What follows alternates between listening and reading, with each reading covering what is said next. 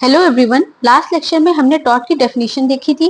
अब हम देखते हैं कि इन डेफिनेशंस के अकॉर्डिंग टॉर्ट के कौन से फीचर्स निकल कर आते हैं। तो जिसमें पहला फीचर है सिविल रॉन्ग, यानी एक ऐसा रॉन्ग जिससे किसी व्यक्ति के राइट्स का वॉयलेशन होता हो। अगर हम आईपीसी की बात करें तो वो एक क्रिमिनल रॉन्ग है, क्योंकि वहां बात बॉडी और प्रॉपर्टी की इंजरी की होती है, पर टॉर्ट सिर्फ लीगल राइट्स के वॉयलेशन की ही बात करता है। सेकेंड है it is a private wrong. तो ये एक प्राइवेट रॉन्ग है जो कि सिर्फ उसी व्यक्ति से संबंधित होता है जिसके राइट्स का वॉयलेशन हुआ हो।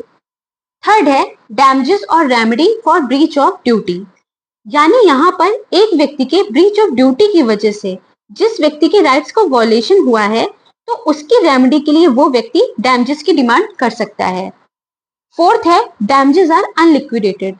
तो क्योंकि टॉर्ट के अंदर दिए जाने वाले डैमेजेस प्रीडिटरमाइंड नहीं होते, यानी ये कोर्ट के थ्रू केस के सर्कमस्टांसेस के अकॉर्डिंग डिसाइड किए जाते हैं, इसलिए इस प्रकार के डैमेजेस को अनलिक्विडेटेड डैमेजेस कहते हैं।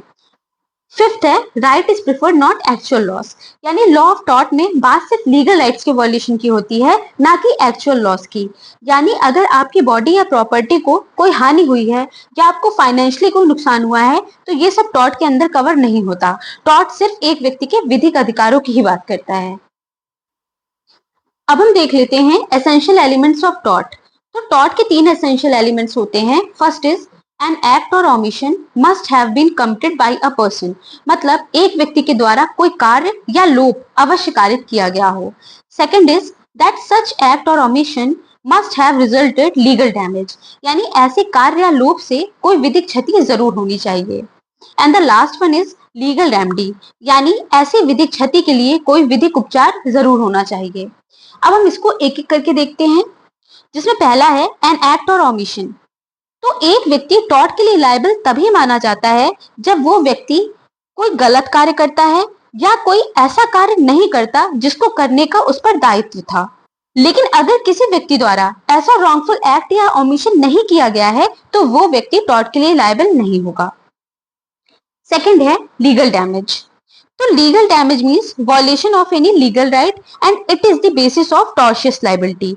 इसे ही टॉर्शियस लाइबिलिटी का आधार माना जाता है। तो एक व्यक्ति के एक्ट या ओमिशन के थ्रू दूसरे पर्सन का लीगल राइट जरूर वॉयलेट होना चाहिए। तो यहाँ प्लेंटिफ का मतलब है वो व्यक्ति जिसके लीगल राइट्स का वॉयलेशन हुआ है। तो यहाँ प्लेंटिफ के ऊपर ये दायित्व होता है कि वो ये प्रूव करे कि डिफेंडेंट के एक्ट या ओमिशन की वजह से उसको कोई लीगल डैमेज हुआ है। यहाँ लीगल डैमेज का मतलब पिक्यूनरी या इकोनॉमिक डैमेज से नहीं है, यानी लीगल डैमेज का मतलब किसी व्यक्ति को हुए फाइनेंशियल लॉस से नहीं होता। इसका मतलब होता है वॉयलेशन ऑफ लीगल राइट, यानी एक विधिक अधिकार का उल्लंघन। इस कॉन्सेप्ट को 2 मैग्जिम्स के थ्रू समझा जा सकता है, जिसमें पहली है इंजूरिया साइन डैमनम और सेकेंड है डैमनम साइन इंजूरिया। अब इन मैग्जिम्स को हम नेक्स्ट लेक्चर में देखते हैं। आई होप आपको आज का लेक्चर क्लियर होगा। अगर आपको किसी भी तरीके का कोई डाउट है तो आप मुझसे कमेंट सेक्शन में पूछ सकते हैं। And please like share and subscribe. Thank you.